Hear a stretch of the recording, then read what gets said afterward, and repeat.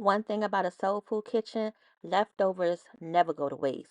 Don't throw away those leftover mashed potatoes. Today we're going to turn them into crispy cheddar potato cakes that your family will fight over because these are delicious. They are going to be breaded, well, triple breaded in some flour, egg mixture, and then some panko that's going to give it that ultimate crisp. Okay, what are some things that your family loves to do with leftovers? Do you just warm them up or do you turn them into something else delicious? Now, you can eat these potato cakes with just about anything, any meat that you want to. Just think of it, like a potato, but it's going to have the cheese inside. It's going to ooze out as you fry it.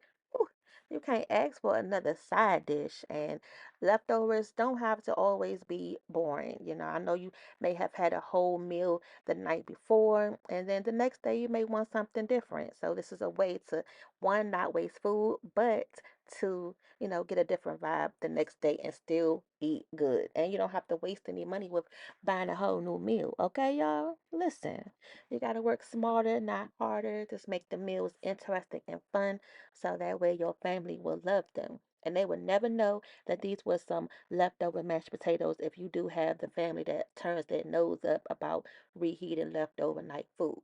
Hmm.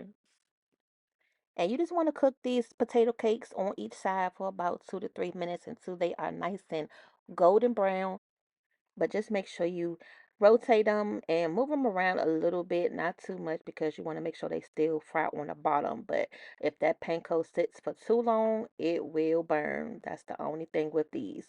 And then once you flip them over, you can either place them on some paper towels so they can drain, or put them on a wire rack, is what we did, so that oil can drain down. And y'all gonna see. Look at this.